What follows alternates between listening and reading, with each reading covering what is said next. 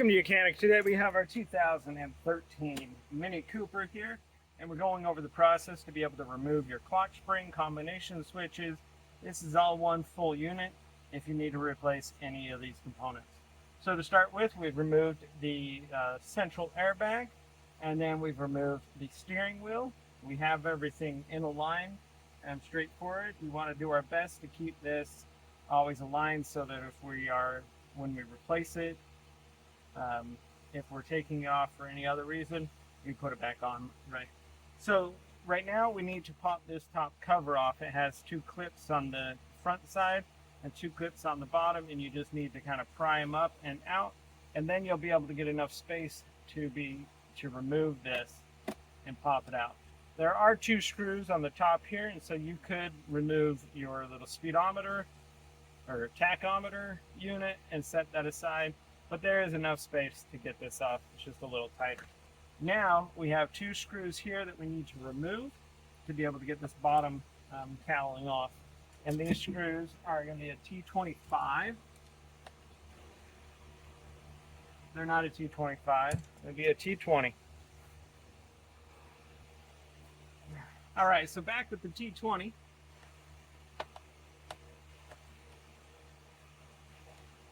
You remove those screws from the top there that are holding this cowling piece on.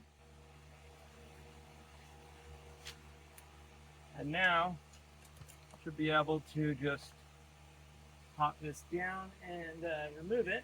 We have the lever over here on the other side, which is what makes this thing move up and down. And so you remove that.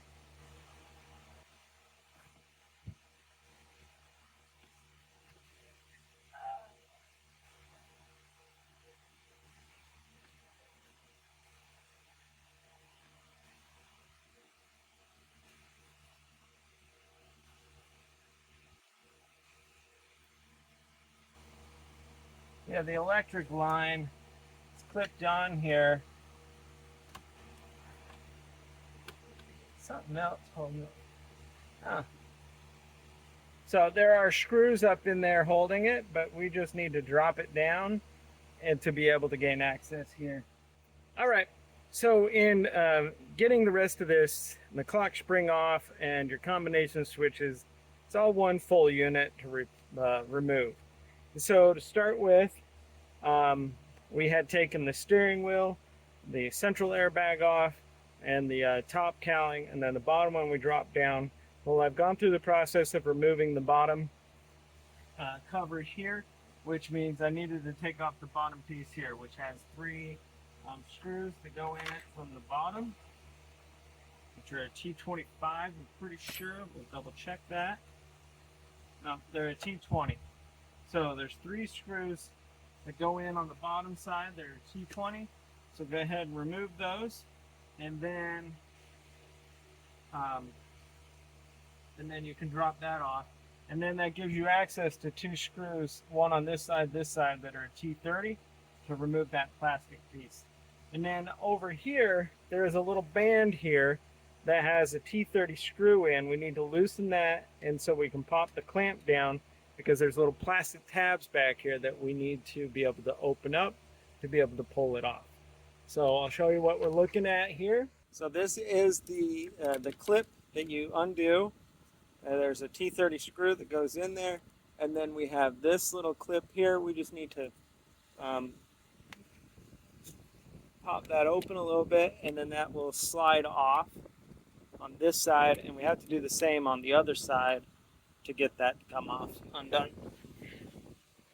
They're going to work the best to be able to get them both to semi-release at the same time.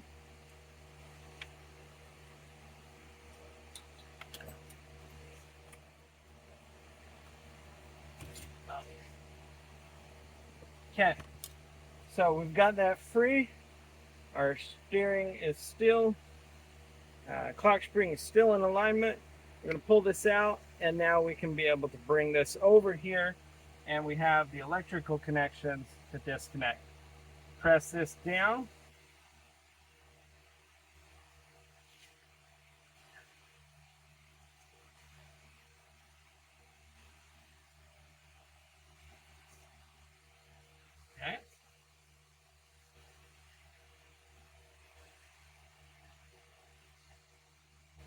And then we can unhook that.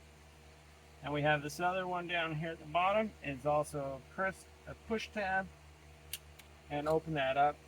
And that is our clock spring removed, as well as the combination switches that are attached to the clock spring for replacement if you need to do that.